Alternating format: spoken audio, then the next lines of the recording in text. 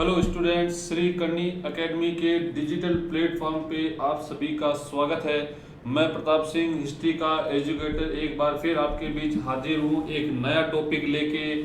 और आज हमारा टॉपिक है कक्षा 12 के पाठ 5 का सहायक संधि प्रणाली या सहायक संधि। शॉर्ट में अगर बात करें तो टॉपिक क्या है? सहायक संधि टॉपिक है हमारा, याद रखिएगा सहायक संधि। और ये कक्षा 12 का है, याद रखिएगा। और पाठ अभी हमारा कौन सा चल रहा है?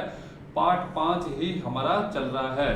पाठ 5 में अभी तक हम यूरोपीय कंपनियों के आगमन के बारे में, ठीक है, 18वीं शताब्दी में भारत की राजनीतिक स्थिति के बारे में, ठीक है, प्लासी का युद्ध, बक्सर का युद्ध, ठीक है, आंग्ल मराठा संघर्ष, आंग्ल मैसूर संघर्ष पढ़ चुके हैं। और पार्ट 5 का ही आज एक नया टॉपिक है, वो है हमारा क्या? सहायक संधि प्रणाली।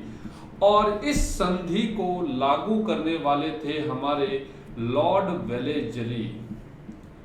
लॉर्ड वेलेजली, याद रखिएगा, लॉर्ड वेलेजली। ये गवर्नर जनरल बन के आए थे भारत में 1798 से ये 1805 ईस्वी तक रहे थे, ठीक है ना। तो याद रखिएगा 1798 से 1805 ईस्वी तक लॉर्ड वेलेजली भारत के गवर्नर जनरल बन के रहे थे, बंगाल के गवर्नर जनरल बन के रहे थे। सहायक संधि।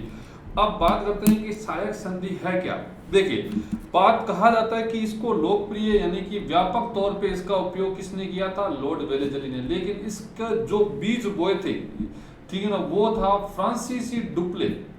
इसके बीज बोने वाला कौन था? फ्रांसीसी डुप्ले था। और इसको व्यापक तौर पर उपयोग करने वाला कौन था? लॉर्ड वेलेजली था, सहायक संधि प्रणाली को लागू करने वाला। अब अपन बात करते हैं कि सहायक संधि प्रणाली है क्या। देखिए, इसमें क्या होता है कि यदि कोई भी शासक, भारतीय शासक, जिसे हम देसी राज्य भी बोल सकते हैं, देसी राज्य यानी कि भारतीय शासक, ठीक है, यदि कोई देशी राज्य अंग्रेजों से सहायक संधि स्वीकार करता है तो उस राज्य की सुरक्षा का भार किसके पास में होगा? अंग्रेजों के पास में। या फिर कह लीजिए ईस्ट इंडिया कंपनी भी किसी की थी? अंग्रेजों की थी। तो उस राज्य की सुरक्षा का भार या उस राज्य की सुरक्षा का जिम्मा कौन लेगा? अंग्रेज लेंगे। और अंग्रेज अपनी एक सेना उस राज्य में रखेंगे, ठीक है ना। अंग्रेज अपनी सेना रखेंगे, याद रखिएगा, ठीक है। और उस सेना का खर्च कौन देगा? वो देसी शासक देगा। तो ये सहायक संधि एक प्रणाली थी। अब देखते हैं कि इस संधि को लाने के पीछे कारण क्या थे। कोई भी चीज आती है नई, तो सबसे पहले क्या देखा जाएगा कि भाई इस नई चीज को लाने का कारण क्या है, ठीक है। तो सहायक संधि को भी करने के पीछे क्या क्या कारण है, तो हम उनके बारे में देखते हैं, ठीक है। पहला जो कारण है वो है हमारा, अंग्रेजों को नेपोलियन का डर लग रहा था। अंग्रेजों को क्या लग रहा था? नेपोलियन का डर लग रहा था। देखिए, नेपोलियन ने अंग्रेजों को बहुत डरा रखा था यूरोप में मतलब अंग्रेजों का मतलब नाक में उसने दम कर रखा था। देखिए, नेपोलियन और अंग्रेजों की क्या शत्रुता थी? अंग्रेज जो ग्रेट ब्रिटेन के निवासी थे, नेपोलियन कहाँ का था? फ्रांस, ठीक है। अंग्रेज क्या कहते थे कि हम यूरोप के डॉन हैं। सीधी सी लैंग्वेज में बताऊं मैं आपको, क्या कहता था कि हम यूरोप के डॉन हैं। यूरोप में कुछ भी होगा तो वो हमारी मर्जी से होगा, पत्ता भी हिलेगा तो वो हमारी मर्जी से हिलेगा। अब एक ही डॉन हो ऐसा तो हो नहीं सकता, तो दूसरा डॉन कौन उदय होता है? फ्रांस कहता है कि मैं डॉन हूं। कौन है? मैं डॉन हूं। तो यूरोप पर प्रभुत्व के लिए इंग्लैंड और फ्रांस में प्रतिस्पर्धा चल रही होती है कई सालों से। अब देखिए कि नेपोलियन के रूप में फ्रांस को एक शानदार शासक मिलता है और वो कुछ समय तक यूरोप में अपना दबदबा कायम कर लेता है, ठीक है। यूरोप में क्या कर लेता है? अपना दबदबा कायम कर लेता है। अब आपको मैंने पिछले वीडियो में बताया होगा कि इस समय भारत में एक ये युद्ध चल रहा था आपके 1790 से 92 तक, आंग्ल मैसूर युद्ध। कौन सा युद्ध चल रहा था? आंग्ल मैसूर युद्ध चल रहा था। और यहाँ का शासक कौन था? टीपू सुल्तान था। कौन था? टीपू सुल्तान, जिसे सीधा साधा दैत्य कहा जाता है। और टीपू सुल्तान ने नेपोलियन से पत्र व्यवहार किया था, टीपू सुल्तान ने नेपोलियन से पत्र व्यवहार किया था। तो अब अंग्रेजों को डर था कि कहीं नेपोलियन भारत की ओर ना आ जाए और हमारे यहाँ भारत स्थित अंग्रेजी राज्य को चुनौती ना देने लग जाए, क्योंकि यूरोप में तो वो हमारी नाक में दम कर ही रहा है, कहीं एशिया में भी ना आ जाए। इसलिए हम क्या करें, भारतीय शासकों से संधि कर लेते हैं। ठीक है, तो ये पहला कारण, नेपोलियन का डर अंग्रेजों को काफी लंबे समय तक सताता रहा और फ्रांसीसियों का डर अंग्रेजों को काफी लंबे समय तक सताता रहा। दूसरा क्या आता है हमारा कारण, भारत में मराठों को छोड़ के कोई राजनीतिक शक्ति नहीं बची थी, यानी कि अब मराठों को छोड़ के कोई भी अंग्रेजों को टक्कर देने वाला नहीं था। एक मैसूर था जिसे 1799 ईस्वी में पराजित कर दिया गया था, याद रखिएगा। और वैसे असली पराजयता कभी हो गई थी, 1792 ईस्वी में तीसरे आंग्ल मैसूर श्री रंगपट्टन की संधि हुई थी, याद रखिए, जिसमें टीपू सुल्तान का आधा राज्य ले लिया गया, 3 करोड़ की क्षतिपूर्ति लगाई गई थी, युद्ध हर्जाना उस पे लगाया गया था, तो याद रखिएगा। और 1799 में तो उन्होंने टीपू सुल्तान के राज्य को हड़प लिया था। तो अब मराठों के अलावा भारत में कोई भी राजनीतिक शक्ति नहीं थी। फिर क्यों की गई, अब अंग्रेजों को डर था कि कहीं भारतीय शासक या जो भारतीय राज्य हैं वो कई एक होकर संगठन ना बना ले, क्या नहीं बना ले, एक होकर के संगठन ना बना ले। इसीलिए शायद संधि में एक प्रावधान था कि देशी राज्यों की विदेश नीति, किसकी, देशी राज्यों की विदेश नीति कंपनी के अधीन रहेगी।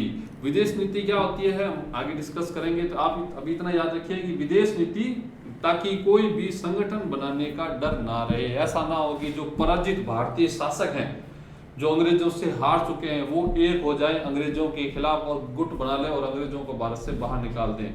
ठीक है, तो ये दूसरा कारण हो गया। और एक कारण क्या था कि भाई अंग्रेजों को मराठों के अलावा अब कोई टक्कर भी नहीं दे सकता था, ठीक है ना।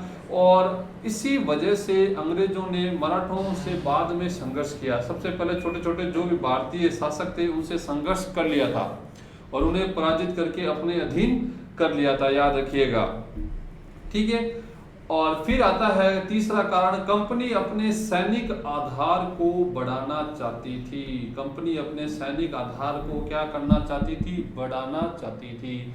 अब मैंने अभी भी आपको बताया कि सहायक संधि में क्या था कि जो भी राज्य सहायक संधि स्वीकार करेगा, ठीक है, उसे की सुरक्षा कौन करेगी, कंपनी। कंपनी अपनी सेना रखेगी और उसका खर्चा कौन देगा, देशी राज्य देगा।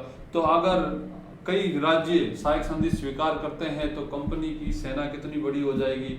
और वैसे अगर कंपनी एक बड़ी सेना रखती है, ठीक है, तो उसका खर्चा कंपनी के लिए काफी भारी पड़ेगा और वो ज्यादा लंबे समय तक उस सेना को मेंटेन भी नहीं कर पाएगी, याद रखिएगा। वो उस सेना को ज्यादा लंबे समय तक उसका, क्योंकि सेना एक बड़ी सेना को मेंटेन करना काफी दिक्कत भरा काम होता है, काफी पैसा लगता है, काफी खर्चा लगता है, ठीक है ना।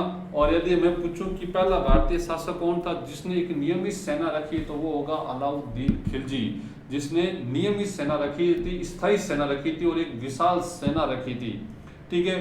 क्यों, क्योंकि वो अपने आप को क्या कहता था, सिकंदर एहसानी, मैं दूसरा सिकंदर हूँ और मैं भी सिकंदर की तरह विश्व विजेता बनूंगा, पहले भारत को जीतूंगा पूरे और फिर विश्व को जीतूंगा। इसीलिए उसने एक विशाल सेना रखी थी। और अंग्रेज भी क्या करना चाहते थे कि यदि भारत में अपना दबदबा बनाए रखना है तो हमारे पास में एक बड़ी सैनिक पावर होना चाहिए, सैनिक ताकत होनी चाहिए। इसीलिए उन्होंने अपने सैनिक आधार को बढ़ाने के लिए सहायक संधि प्रणाली को अपना माध्यम बनाया, ठीक है। और चौथा कारण है, कंपनी भारत में स्थायित्व प्राप्त करना चाहती थी। कंपनी भारत में स्थायित्व प्राप्त करना चाहती थी, क्या भारत में उनका जो शासन है वो स्थायी रहे, कोई भी यूरोपीय या कोई भी अन्य शक्ति या कोई भी भारतीय शासक अंग्रेजों के साम्राज्य को खतरा ना दे सके, यानी कि उनके लिए खतरा ना बन सके। इसलिए उन्होंने सहायक संधि प्रणाली अपनाई। अब देखिए खतरा कैसे होगा, वो अपन जब इसके प्रावधान पढ़ेंगे तो आपको ज्यादा डिटेल में समझ में आएगा। तो सहायक संधि करने के कारण क्या हो गई, एक तो पहला कारण कि अंग्रेजों को किसका डर था? नेपोलियन, या फिर आप कह लीजिए फ्रांसीसियों का डर था। ठीक है, नेपोलियन का डर था। क्यों डर था? कि भाई अंग्रेज और फ्रांसीसियों के बीच में प्रतिस्पर्धा थी। किसको लेकर? यूरोप के अधिनायक या विश्व का अधिनायक बनने को लेकर प्रतिस्पर्धा चल रही थी। दूसरा, कंपनी को यह डर था कि जो भारतीय शासक है वो कोई संगठन नहीं बना ले मराठों के अलावा, क्योंकि मराठे ही अभी तक ताकतवर थे जो अंग्रेजों से संघर्ष कर सकते थे, और जो पराजित हो चुके हैं वो कहीं संगठन ना बना ले। ठीक है। तीसरा कारण क्या है कि कंपनी अपने सैनिक आधार को बढ़ाना चाहती थी। कंपनी क्या करना चाहती थी? अपने सैनिक आधार को बढ़ाना चाहती थी। और फिर चौथा है, कंपनी अपने भारतीय राज्य को, ब्रिटिश भारतीय राज्य को स्थायित्व प्रदान करना चाहती थी। जो शासन उन्होंने स्थापित किया है वो स्थायी रहे, किसी भी प्रकार का संकट उस शासन को हिला ना सके। ठीक है, तो ये थे सहायक संधि लागू करने के कारण क्या थे। और सहायक संधि लागू करने वाला कौन था? लॉर्ड वेलेजली था। याद रखिएगा, लॉर्ड वेलेजली सहायक संधि लागू करने वाला गवर्नर जनरल था। हालांकि इसके बीज किसने बोए थे? फ्रांसीसी गवर्नर डुप्ले ने बोए थे, याद रखिएगा। ठीक है, आगे देखते हैं नेक्स्ट। अब इस संधि की प्रमुख शर्तें क्या है? इस संधि की प्रमुख शर्तें क्या है? देखिए, पहली शर्त, इस संधि को स्वीकार करने वाले राज्यों को अपने यहाँ सुरक्षा और शांति के लिए अंग्रेज सेना रखनी पड़ती थी, जिसका पूर्ण नियंत्रण अंग्रेजों के हाथों में था। इस संधि को स्वीकार करने वाले राज्यों को अपने यहाँ सुरक्षा और शांति के लिए अंग्रेज सेना, यानी कि उस राज्य की सुरक्षा का भार अंग्रेज अपने ऊपर ले लेते, और उस सुरक्षा के हेतु अंग्रेज अपनी सेना वहां रखते थे। और उस सेना पर किसका नियंत्रण होता था? अंग्रेजों का। और इस सेना का खर्च वहां के शासक को उठाना पड़ता था। अब देखिए अंग्रेजों की पॉलिटिक्स देखिए, अंग्रेजों ने क्या सोचा कि भाई हम भारतीय राजाओं के खर्चे पर अपनी सेना रखेंगे। अब भारतीय राजा इतने दूरदर्शी नहीं थे कि वो अंग्रेजों की इतनी दूर की बात को सोच पाते। अंग्रेजों की सोच देखिए बहुत ही आगे की है। अंग्रेजों ने भारतीय शासकों से कहा, सिंपल लैंग्वेज में आपको बात बताता हूँ, ठीक है। अंग्रेजों ने भारतीय शासकों से कहा कि भाई आपको किसका डर है? भारतीय शासकों ने कहा कि हमारे सबसे बड़ा डर है कि दूसरा राज्य हम पे आक्रमण ना करे, या फिर कोई बाहरी शक्ति हम पे आक्रमण ना करे। तो अंग्रेजों ने कहा कि हम आपकी क्या करेंगे? सुरक्षा करेंगे। क्या करेंगे? यदि कोई भी बाहरी राज्य आप पे आक्रमण करता है तो उससे आपकी रक्षा कौन करेंगे? हम करेंगे। और इस रक्षा के लिए आपको क्या करना पड़ेगा? अंग्रेज सेना रखनी पड़ेगी, अंग्रेजों की सेना रखनी पड़ेगी, क्योंकि हम अपने सैनिकों पे विश्वास करते हैं। क्या रखनी पड़ेगी? अंग्रेज सेना रखनी पड़ेगी। लेकिन इसका खर्चा कौन उठाएंगे? आप उठाएंगे। और ये सेना जो थी वो किसके नियंत्रण में थी? अंग्रेजों के नियंत्रण में रहती थी, अंग्रेज अधिकारियों के नियंत्रण में रहती थी। अब अंग्रेजों की सेना भारतीय शासकों के खर्चे पर पल रही है, और वो कहना किसका मान रही है? अंग्रेजों का मान रही है। किसका मान रही है? अंग्रेजों का कहना मान रही है। ठीक है, आगे चल के इसका दुष्परिणाम क्या हुआ कि भारतीय शासकों ने अपनी सेना को छुट्टी दे दी कि आप जाइए, आपकी जरूरत नहीं, तो वो बेरोजगार हो गए। और दूसरा, भारतीय शासक अंग्रेजी सेना पर निर्भर हो गए। क्या हो गए? अंग्रेजी सेना। और वो चाहकर भी विद्रोह नहीं कर पाए आगे चल के। ठीक है ना? क्यों? क्योंकि उनके पास सेना ही नहीं। जो सेना है वो किसकी है? अंग्रेजों की। वो कहना किसका मानेगी? अंग्रेजों का मानेगी। भारतीय शासकों का काम क्या है? केवल खर्चा देना उस सेना का। यदि वो खर्चा नहीं दे पाते तो उस सेना के रखरखाव के लिए उन्हें अपने प्रदेश का कुछ भाग, यदि भारतीय शासक उस सेना का खर्चा नहीं दे पाए तो उन्हें अपने राज्य का कुछ भाग अंग्रेजों को देना पड़ता था। याद रखिएगा। ठीक है, ये आप लाइन इसमें ऐड कर लीजिएगा। ठीक है, या अपने राज्य का कुछ भाग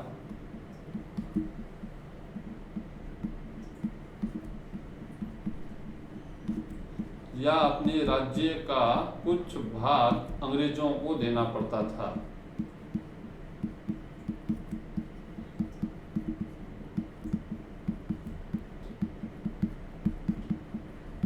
ठीक है, अब दूसरा कारण क्या है? दूसरी शर्त क्या है सहायक संधि की? पहली शर्त तो अंग्रेजी सेना रखेंगे आपकी सुरक्षा के लिए, वो अंग्रेजों के नियंत्रण में रहेगी, लेकिन खर्चा आपको देना है।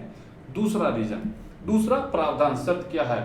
राज्यों को अपनी राजधानी में एक अंग्रेज रेजिडेंट रखना पड़ेगा। क्या रखना पड़ेगा? एक अंग्रेज रेजिडेंट रखना पड़ेगा, एक अंग्रेज अधिकारी रखना पड़ेगा।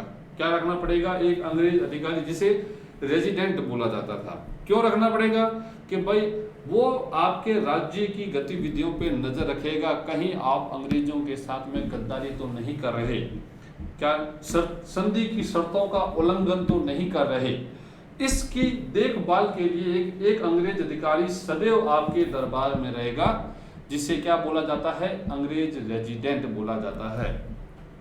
ठीक है। तीसरा कारण क्या है? तीसरी शर्त क्या है? कि भाई देशी राज्य अंग्रेजों के अलावा अन्य किसी यूरोपीय को अपनी सेवा में नहीं रखेंगे। देशी राज्य अंग्रेजों के अलावा अन्य किसी यूरोपीय को अपनी सेवा में नहीं रखेंगे। वही संधि, ये जो सहायक संधि है, इसका लाने का कारण ही क्या था? मेन फ्रांसीसियों को भारत से बाहर निकालना या नेपोलियन के डर को दूर करना। तो इस संधि में एक प्रावधान जोड़ दिया गया कि आप अंग्रेजों के अलावा, अंग्रेज यानी कि ग्रेट ब्रिटेन के निवासी, इसके अलावा किसी भी अन्य यूरोपीय, चाहे वो फ्रांसीसी हो, चाहे वो पुर्तगाली हो, चाहे वो डच हो या वो डेनिश हो, आप उन्हें अपने राज्य में किसी भी प्रकार की सेवा में नहीं रखेंगे। जब किसी अन्य यूरोपीय को भारतीय राज्य अपने यहाँ रखेंगे नहीं, तो वो भारत में रुक के क्या करेंगे? यानी कि अंग्रेज भारत पर अपना पूर्ण एकाधिकार जमाना चाहते थे, और वो इस सहायक संधि के माध्यम से काफी हद तक, और काफी हद तक वो क्या रहे? सफल भी रहे। याद रखिएगा। क्यों? क्योंकि जब अंग्रेजों के अलावा आप अन्य किसी यूरोपीय को नौकरी में नहीं रखोगे, तो वो आपके देश में रुक के क्या करेंगे? और संपूर्ण भारत किसको मिल गया? अंग्रेजों को मिल गया। ये अंग्रेजों की एक बहुत लंबी सोच थी, जिसे भारतीय शासक समझ नहीं पाए। याद रखिएगा। ठीक है। फिर चौथा कारण है आपके, चौथा शर्त यह है कि देशी राज्यों की विदेश नीति कंपनी के अधीन रहेगी। क्या रहेगी? देशी राज्यों की, यानी कि भारतीय शासकों की विदेश नीति, फॉरेन पॉलिसी किसके अधीन रहेगी? कंपनी के अधीन रहेगी। अब विदेश नीति से क्या संदर्भ है? कि भाई विदेश नीति से संदर्भ ये होता है दूसरे देशों के साथ में आपके कैसे रिलेशन होंगे, कैसे संबंध होंगे। ठीक है ना?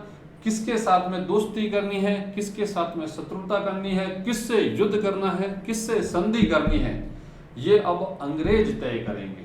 क्या करेंगे? अब अंग्रेज तय करेंगे। यानी कि फॉरेन पॉलिसी, दूसरे राज्यों के साथ में आपके संबंधों को परिभाषित करने की शक्ति अब किसके पास में है? अंग्रेजों के पास में, या फिर ईस्ट इंडिया कंपनी के पास में है। याद रखिएगा, किसके पास में है? अब ईस्ट इंडिया कंपनी के पास में होगी। ठीक है। फिर नेक्स्ट कारण आता है कि कंपनी राज्यों के आंतरिक मामलों में हस्तक्षेप नहीं करेगी। कंपनी राज्यों के आंतरिक मामले में हस्तक्षेप नहीं करेगी। अब एक नई शर्त कि राजाओं को थोड़ा खुश करने के लिए, भाई आपकी सुरक्षा के लिए अंग्रेज सेना रह रही है। ठीक है। संधि की शर्तों की पालना के लिए रेजिडेंट रह रहा है। किसी यूरोपीय को आप यहाँ पे शरण नहीं दोगे। ठीक है। और आपकी विदेश नीति अंग्रेजों के अधीन रहेगी। अब ये सभी शर्तें तो अंग्रेजों की पक्ष की थी, तो एक शर्त भारतीयों के पक्ष की डालनी पड़ेगी। तो उसमें क्या था कि भाई आपके आंतरिक मामलों में हम कोई भी दखल नहीं देंगे। यानी कि आप शासन कैसे करते हो, आपका पारिवारिक कोई भी मामला हो, अब जैसे कोई राजा है तो आप को कितनी रानियां रखनी है, या फिर आप किसे अपना उत्तराधिकारी घोषित करते हो, और प्रजा पर कैसा कर लगाते हो, प्रजा पर आप कैसा भी कर लगाते हो या प्रताड़ित करते हो या प्रजा को उपहार देते हो, तो इसमें कंपनी आपके मामलों में कोई भी दखल नहीं देगी। याद रखिएगा। ठीक है ना? तो कंपनी राज्यों के आंतरिक मामलों में किसी भी प्रकार का दखल नहीं देगी। फिर नेक्स्ट रीजन आता है कि कंपनी राज्य की प्रत्येक प्रकार के शत्रु से रक्षा करेगी। कंपनी राज्य की प्रत्येक प्रकार के शत्रु से क्या करेगी? कोई भी बाहरी आक्रमण अगर आपके राज्य पे होता है तो उससे रक्षा कौन करेगी? कंपनी करेगी। याद रखिएगा, उससे रक्षा कौन करेगी? कंपनी करेगी। तो ये संधि की क्या थी? प्रमुख शर्तें थी। क्या थी? एक और वापस देखते हैं कि भाई जो भी राज्य सहायक संधि स्वीकार करेगा, ठीक है ना। उसकी सुरक्षा का दायित्व किसका होगा? ईस्ट इंडिया कंपनी का होगा। कंपनी अपनी सेना रखेगी और उस सेना का खर्च कौन देगा? भारतीय शासक। लेकिन सेना किसके कहने में रहेगी? अंग्रेजों के कहने में रहेगी। ठीक है। दूसरा शर्त क्या है कि राजधानी में आपको एक ब्रिटिश रेजिडेंट रखना होगा, ताकि आप संधि की शर्तों की सही पालना कर रहे हैं या नहीं ये देखने के लिए। तीसरा, देशी राज्य अंग्रेजों के अलावा, यानी कि भारतीय राजा अंग्रेजों के अलावा किसी अन्य यूरोपीय को अपनी सेवा में नहीं रखेंगे। ठीक है ना। और फिर देशी राज्यों की विदेश नीति कंपनी के अधीन रहेगी। देशी राज्यों की विदेश नीति कंपनी के अधीन रहेगी। विदेश नीति यानी कि दूसरे राज्यों से आपके कैसे संबंध होंगे ये कंपनी डिसाइड करेगी। किससे युद्ध करना है, किससे शांति करनी है, या फिर दो राज्यों के बीच में कोई आपसी विवाद है तो उसमें कंपनी क्या रहेगी? मध्यस्थ रहेगी। ठीक है ना। कंपनी को आपको मध्यस्थ मीडिएटर मानना पड़ेगा और कंपनी जो फैसला देगी वही आपको क्या करना पड़ेगा? स्वीकार करना पड़ेगा। ठीक है। और फिर कंपनी आप राज्यों के आंतरिक मामलों में कोई भी हस्तक्षेप नहीं करेगी और कंपनी राज्य की प्रत्येक प्रकार के शत्रु से क्या करेगी? सहायता करेगी। याद रखिएगा, ये सहायक संधि की प्रमुख शर्तें थी। अब सहायक संधि स्वीकार करने वाले राज्य कौन कौन से हैं? प्रमुख राज्य देखिए, सबसे पहले हैदराबाद ने ये संधि स्वीकार की थी। 1798 ईस्वी है। ये कितना है? 1798 है। ठीक है ना। 1798 में सर्वप्रथम राज्य कौन था? हैदराबाद था जिसने सहायक संधि स्वीकार की। सर्वप्रथम राज्य हैदराबाद 1798 1798 हैदराबाद पहला राज्य था जिसने सहायक संधि स्वीकार की। आपको क्वेश्चन याद रखना है, पूछ भी सकते हैं एग्जामिनर कि भाई सहायक संधि स्वीकार करने वाला पहला राज्य कौन था? तो वो आपका आंसर होगा हैदराबाद। फिर कौन होगा आपके? मैसूर। मैसूर होगा। याद रखिएगा क्या होगा? मैसूर। और 1799 ही में ईस्वी में आपको पता होगा आंग्ल मैसूर युद्ध लड़ा गया था। क्या लड़ा गया था? आंग्ल मैसूर युद्ध लड़ा गया था। कब? 1799 में ही। 1799 ईस्वी में ही आंग्ल मैसूर युद्ध लड़ा गया था। और इस युद्ध का कारण भी क्या था कि भाई टीपू सुल्तान ने, किसने? टीपू सुल्तान ने सहायक संधि स्वीकार करने से इनकार कर दिया। वेलेजली ने उसको सहायक संधि स्वीकार करने का प्रस्ताव दिया था, लेकिन टीपू सुल्तान ने उसे मना कर दिया। तो वेलेजली ने टीपू पर आक्रमण कर दिया और 1799 ईस्वी में टीपू अंग्रेजों से लड़ता हुआ मारा गया था। याद रखिएगा, लड़ता हुआ मारा गया था। फिर आता है अवध। ये अंग्रेजों का मित्र था। अवध ने 1801 ईस्वी में अंग्रेजों से और मित्र कब से था? 1765 ईस्वी से। 1765 ईस्वी से ये क्या था? अवध अंग्रेजों का मित्र था। आपको पता होगा 1765 ईस्वी इलाहाबाद की संधि हुई थी।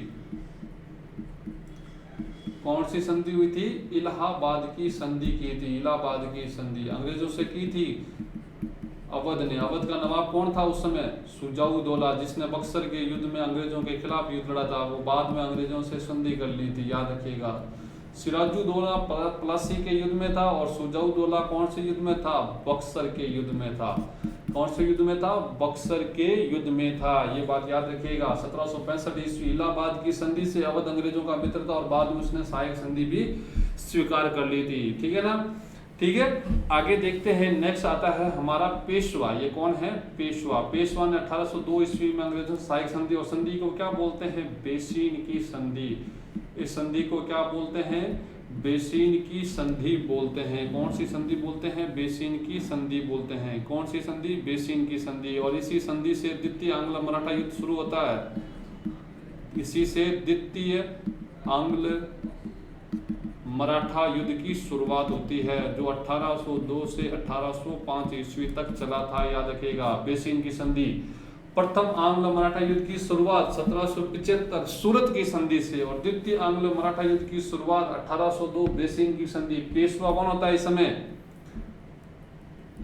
इस समय पेशवा कौन होता है? बाजीराव द्वितीय। कौन होता है? बाजीराव द्वितीय, जो जसवंतराव होलकर के भाई बिट्ठू जी की हत्या कर देता है और जसवंतराव होलकर अपने भाई की मृत्यु का प्रतिशोध करने के लिए बाजीराव को हरा देता है और उसकी जगह विनायक राव को गद्दी पर बैठा देता है। और बाजीराव फिर कहाँ चला जाता है? अंग्रेजों की शरण में चला जाता है और वहां अंग्रेजों से कौन सी संधि कर लेता है? बेसिन। और बेसिन की संधि से ही द्वितीय आंग्ल मराठा युद्ध की शुरुआत होती है। फिर सिंधिया 1803 ईस्वी में, और ये कौन सी संधि होती है? अर्जुन गांव की संधि होती है। कौन सी संधि? अर्जुन गांव की संधि। अब आपको पता होगा सबसे पहले भोसले करते हैं देवगांव की संधि, फिर सिंधिया अर्जुन गांव की संधि, और फिर आता है आपके होलकर जो राजपुर घाट की संधि करते हैं 1803 और 1806। वो भोसले कब करता है? 1803 में। कौन सी? देवगांव की। सिंधिया अर्जी गांव की संधि, अर्जुन गांव की संधि, और होलकर कौन सी संधि करते हैं? 1806 ईस्वी में राजपुर घाट की संधि। और जयपुर, जोधपुर, भरतपुर राज्यों ने भी सहायक संधि स्वीकार की थी। याद रखिएगा, इन राज्यों ने भी सहायक संधि स्वीकार की थी। ठीक है, अपने को मेन क्या याद रखना है? सर्वप्रथम राज्य हैदराबाद था और प्रमुख राज्य मैसूर, क्योंकि और मैसूर युद्ध भी हुआ था 1799 में। टीपू सुल्तान इस युद्ध में लड़ता हुआ मारा गया, और युद्ध का कारण क्या था कि उसने सहायक संधि स्वीकार करने से इनकार कर दिया। अवध प्रारंभ से ही क्या था? अंग्रेजों का मित्र था। अवध क्या था? प्रारंभ से ही अंग्रेजों का मित्र था। ठीक है ना, और उसने संधि स्वीकार। और इलाहाबाद की संधि हुई थी 1765 में, तब से वो अंग्रेजों का क्या था? मित्र था। पेशवा बेसिन की संधि, यहीं से द्वितीय आंग्लो मराठा युद्ध की शुरुआत होती है। सिंधिया जो इस युद्ध में हारता है और बाद में अंग्रेजों से सहायक संधि स्वीकार कर लेता है, याद रखिएगा। ठीक है, आगे देखते हैं। नेक्स्ट है इस संधि से कंपनी को लाभ क्या हुआ? इस संधि से कंपनी को लाभ क्या हुआ? एक तो भारतीय राज्य निशस्त्र हो गए। क्या हो गए? एक तो भारतीय राज्य निशस्त्र हो गए। क्या हो गए? भारतीय राज्य निशस्त्र हो गए। कैसे? कि भाई उन्होंने अपनी सुरक्षा के लिए कंपनी की सेना रखी। क्या रखी? उन्होंने अपनी सुरक्षा के लिए, किसकी? अपनी सुरक्षा के लिए कंपनी की सेना रखी। क्या रखी?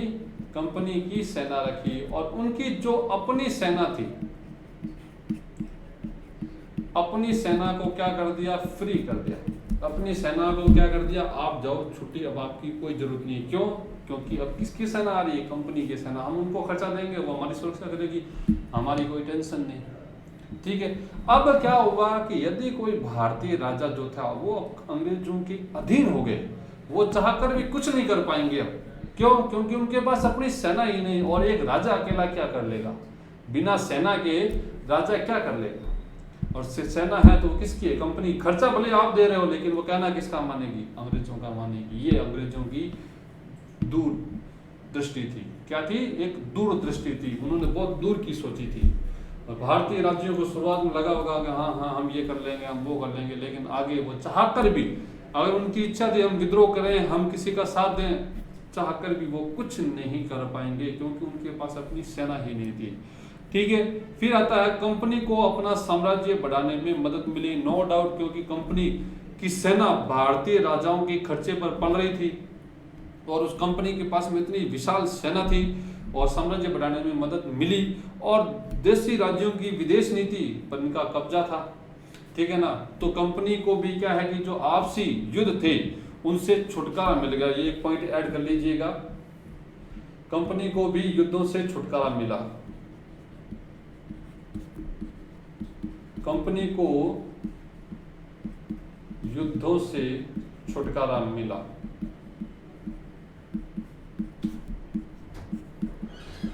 कैसे मिला? क्योंकि किससे युद्ध करना है, किससे शांति करनी, ये अब कंपनी के अधीन था।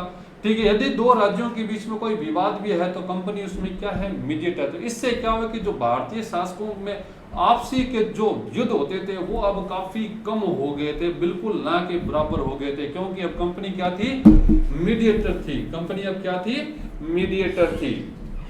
ठीक है, फिर तीसरा कारण आता है कि सामरिक महत्व के स्थानों पर अब कंपनी का कब्जा हो गया था।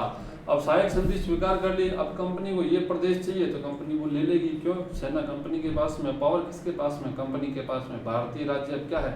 कंपनी पर आश्रित है, कंपनी के अधीन है, तो वो कंपनी को चाहकर भी मना नहीं कर सकते। कंपनी का हमें ये चाहिए तो भारतीय राजा को देना ही पड़ेगा। तो कंपनी ने जितने भी सामरिक महत्व के स्थान थे सब पर अपना क्या कर लिया?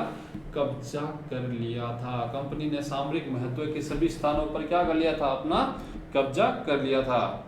ठीक है, फिर फ्रांसीसियों का भय क्या हो गया, समाप्त हो गया। नेक्स्ट कारण क्या है, फ्रांसीसियों का भय क्या हो गया, समाप्त हो गया। क्योंकि सायक संधि की एक प्रमुख शर्त थी कि आप यूरोपियों के अलावा किसी भी अपने यहाँ, अंग्रेजों के अलावा किसी भी यूरोपियों को अपने यहाँ शरण नहीं दोगे। एक कारण हमारा जो छूट गया इसमें, कंपनी को भारतीय रियासतों में गुट बनाने का डर समाप्त हो गया। क्योंकि भारतीय राजाओं की विदेश नीति किसके अधीन थी, कंपनी के, और राजाओं पर नियंत्रण रखने के लिए एक अंग्रेज रेजिडेंट रखा जाता कि हाँ भाई राजा, अंग्रेज रेजिडेंट क्या करता, मुख्य रूप से गुप्तचरी का काम करता था। कोई राजा ऐसा तो नहीं कंपनी के विरुद्ध काम कर रहा है, कंपनी के खिलाफ दूसरे राज्य से गुट बना रहा है, कंपनी के खिलाफ जा रहा है, तो वो नियंत्रण रखता था, उस राजा पे क्या रखता था, नियंत्रण रखता था, याद रखिएगा। और इससे क्या हुआ, गुट बनाने का डर भी समाप्त हो गया। ठीक है ना। भारतीय शासकों के आपसी विवादों में कंपनी मध्यस्थ बन गई थी। भारतीय शासकों के आपसी विवादों में कंपनी अब क्या बन गई थी, मध्यस्थ बन गई थी, मीडिएटर बन गई थी, याद रखिएगा। और कंपनी को युद्धों से छुटकारा मिल गया। जो आपसी के युद्ध होने थे वो काफी क्या हो गए, कम हो गए थे, याद रखिएगा। ठीक है, आगे देखते हैं नेक्स्ट। अब देशी राज्यों को हानियां क्या हुई, सायक संधि से देशी राज्यों को हानियां क्या हुई। कंपनी द्वारा अनेक राजाओं को संरक्षण दिया गया जिससे जनता का शोषण हुआ। ठीक है ना, कंपनी द्वारा अनेक राजाओं को, आप देखिए कंपनी ने क्या कह दिया कि भाई आप सायक संधि स्वीकार कर लो, हम आपको क्या दे रहे हैं, संरक्षण। इससे राजा क्या हो गए, बेफिक्र हो गए कि हमारी गद्दी क्या है, सुरक्षित है। क्यों, हमें अंग्रेजों का सपोर्ट है। अब हम कैसा भी शासन करें, क्योंकि अंग्रेजों ने पहले कह दिया कि हम आपके आंतरिक मामलों में कोई भी दखल नहीं देंगे। क्या नहीं देंगे, दखल नहीं देंगे। आप जनता को मारो पीटो या जनता का उद्धार करो, हमें इससे कोई लेना देना नहीं है। हमारी सेना आपके राज्य में, इसका खर्चा आप बस टाइम देते रहिएगा। ठीक है, तो अब जो राजा योग्य नहीं थे उनको भी कंपनी ने संरक्षण दिया। इससे क्या हुआ, जनता का शोषण हुआ। और जनता के शोषण की एक बात और है कि कंपनी जो सेना का खर्चा तय करती थी वो बहुत ही ज्यादा होता था, और उस खर्चे को पूरा करने के लिए भारतीय शासकों ने जनता पर कर लगा दिया। अब राजा अपनी तरफ से तो देगा नहीं, वो जनता पे ही बोझ डालेगा। ठीक है ना भाई, अंग्रेजों ने शासक पे डाला और शासक ने जनता पे डाला, और जनता को अब वो पीस पीस के देना ही पड़ेगा। ठीक है, तो ये हो गया, जनता का शोषण बढ़ा। राजाओं की निजी सेना क्या हो गई, बेरोजगार हो गई। होनी थी क्योंकि उनको छुट्टी दे दी गई। क्या दे दी गई, उनको छुट्टी दे दी गई, और उनमें से बहुत से लोग पिंडारियों के साथ मिल गए, चोरी चपाटी करने लगे। यानी कि समाज में अराजकता का माहौल पैदा हो गया। क्या हो गया, समाज में अराजकता का माहौल पैदा हो गया। ठीक है, फिर राजाओं की विलासितापूर्ण जीवन शैली में वृद्धि हुई। अब देखिए राजाओं के जो पहले, कंपनी के आने से पहले क्या था कि भाई राजाओं को क्या रहता था, डर रहता था दूसरा राज्य आक्रमण कर देगा, तो वो राज्य की सेना को बढ़ाने में, राज्य की संपन्नता को बढ़ाने में, अपनी आय को बढ़ाने में लगा रहता था। ठीक है, अब क्या हुआ कि इन युद्धों से छुटकारा मिल गया, टेंशन से फ्री हो गया। और जब बंदा टेंशन से फ्री हो जाएगा तो वो किस में व्यस्त रहता है, आमोद प्रमोद में व्यस्त रहता है। किस में रहता है, और जैसे आपको जब तक एग्जाम नहीं होते तब तक आपको टेंशन रहती है, नहीं यार मैं कहीं घूमने नहीं जा सकता, मैं कहीं शादी वगैरह में नहीं जा सकता, मैं पार्टी वगैरह में कम जाऊंगा। ठीक है, जितना एग्जाम नजदीक होता है आपकी विलासिता में उतनी ही कमी आती जाती है। और एग्जाम पूर्ण होने के बाद में, अब तो एग्जाम हो गए, क्या हो गए, अब तो एग्जाम हो गए, आप क्या करते हो, विलासितापूर्ण जीवन, आराम से सोना उठना, खेलना कूदना। तो राजाओं का भी एग्जाम तो वो क्या था, युद्ध के समान था। क्या था, युद्ध के समान। अब युद्ध से उन टेंशन फ्री हो गए। ठीक है, अब युद्ध होना नहीं है। क्यों, क्योंकि वो राजा भी अंग्रेजों से बिना पूछे कुछ नहीं कर सकता, हम भी अंग्रेजों से बिना पूछे कुछ नहीं कर सकते। अंग्रेज जो कहेंगे वो हमें मानना, युद्ध तो करना नहीं है। ठीक है, इससे क्या हुआ कि उन्होंने अपना जीवन शैली, अब राजाओं को टाइम पास के लिए तो कुछ करना पड़ेगा, तो विलासितापूर्ण जीवन शैली, यानी कि कोई नाच गाने में व्यस्त हो गया, कोई दूसरे कामों में व्यस्त हो गया, कोई शिकार कर रहा है, कोई पेंटिंग बनवा रहा है, तो उन्होंने मतलब आरामदायक जीवन शैली को अपना लिया। विलासिता यानी कि आरामदायक जीवन शैली को अपना लिया। किसको अपना लिया, आरामदायक जीवन शैली को उन्होंने अपना लिया था। ठीक है, नेक्स्ट आगे क्या है कि अंग्रेज रेजिडेंट आंतरिक मामलों में हस्तक्षेप करने लगे थे। अंग्रेज रेजिडेंट आंतरिक मामलों में हस्तक्षेप करने लगे थे। बस शुरुआत में तो कहा गया था कि भाई आपके आंतरिक मामलों में हस्तक्षेप नहीं करेंगे। ठीक है, लेकिन आगे चल के जब देखा कि भारतीय शासक अब कहते हैं ना ताकतहीन हो गए, अब उनके पास कोई ताकत नहीं है, कोई ऑप्शन नहीं है, कोई विकल्प नहीं है हमारी बात मानने के अलावा। तो कंपनी ने अब अपना क्या करने लगा, वो अब आंतरिक मामलों में, अब जैसे अंग्रेज रेजिडेंट है, अंग्रेज रेजिडेंट की रिपोर्ट को मुख्य माना जाता है। अंग्रेज रेजिडेंट जो कहेगा आला कमान को वही माना जाएगा। तो रेजिडेंट क्या करता कि भाई जैसे दो राजकुमारों के बीच में युद्ध चल रहा है, तो वो कहता कि इसको राजा बना दो वरना मैं आपकी रिपोर्ट दे दूंगा आला कमान को कि है ये राजा अंग्रेजों के खिलाफ काम कर रहा। तो राजा को ना चाहते हुए भी रेजिडेंट की क्या बात माननी पड़ती थी। ठीक है, रेजिडेंट धन लेकर भी किसी को राजकुमार उत्तराधिकारी घोषित करवा देता, किसी को राज्य से निर्वासित करवा देता था। तो आंतरिक मामलों में क्या रहने लगे, हस्तक्षेप बढ़ने लगे। ठीक है, और कई राजा आर्थिक रूप से क्या हो गए, दिवालिये हो गए थे। कई राजा आर्थिक रूप से क्या हो गए थे, दिवालिये हो गए थे। क्यों? क्योंकि कंपनी जो सैनिक खर्च लेती थी वो काफी ज्यादा होता था और राज्यों के पास में इतने संसाधन नहीं थे कि वो, कई राज्यों के पास में कि वो उस खर्च को दे सके। ठीक है, तो याद रखिएगा ये राज्य को होने वाली हानियां थी। ठीक है, आगे देखते हैं हमारा नेक्स्ट टॉपिक क्या है। नेक्स्ट टॉपिक है हमारा गोद निषेध नीति। याद रखिएगा गोद निषेध नीति, छोटा सा टॉपिक आपको बता देता हूं। गोद निषेध नीति में क्या है, ये सबसे पहले लागू किया था लॉर्ड डलहौजी ने। किसने लागू किया था? लॉर्ड डलहौजी ने लागू किया था। इसे गोद निषेध नीति बोलते हैं या हड़प नीति भी कहते हैं। क्या बोलते हैं? हड़प नीति भी बोलते हैं। ठीक है, हड़प नीति भी कहा जाता है, गोद निषेध नीति या हड़प नीति।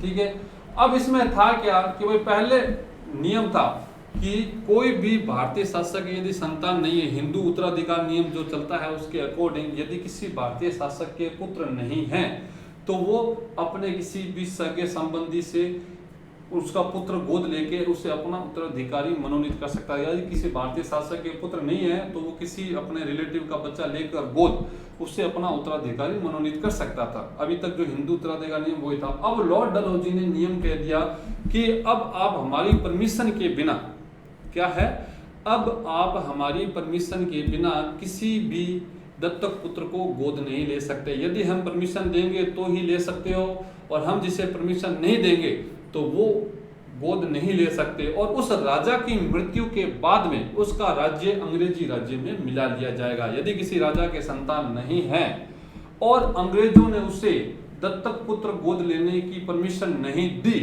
तो उस राजा की मृत्यु के बाद में उसके राज्य को अंग्रेजी राज्य में मिला लिया जाएगा। याद रखिएगा ये था गोद निषेध नीति। सहायक संधि किसने लागू की थी? वेलेजली ने। गोद निषेध नीति किसने लागू की थी? डलहौजी ने लागू की थी। याद रखिएगा। और 1848 में 1848 में सतारा पहला राज्य था। क्या था? सतारा पहला राज्य था जिसे हड़पा गया था गोद निषेध नीति के तहत। ठीक है ना, तो 1848 में सतारा पहला राज्य था जिसे गोद निषेध नीति के तहत हड़पा गया था। और आपको पता होगा 1853 ईस्वी में प्रसिद्ध राज्य क्या था? झांसी। इसे भी इसी नीति के तहत हड़पा गया था। झांसी की रानी थी लक्ष्मीबाई। इनके कोई पुत्र नहीं था। इनके पति कौन थे? गंगाधर राव। तो इनके पुत्र नहीं थे। रानी लक्ष्मीबाई ने दामोदर राव को गोद लिया था लेकिन अंग्रेजों ने इसे राजा मानने से इनकार कर दिया था। याद रखिएगा। और 1854 ईस्वी में नागपुर को भी हड़पा गया था। किसको? नागपुर को भी हड़पा गया था गोद निषेध नीति के तहत। याद रखिएगा। पहला राज्य कौन था? सतारा। और सहायक संधि स्वीकार करने वाला पहला राज्य कौन था? तो वो था आपके हैदराबाद। और इसमें एक बात याद रखिएगा कि 1856 ईस्वी में अवध को जो हड़पा गया था वो कुशासन के आधार पर हड़पा गया था। किसके आधार पर?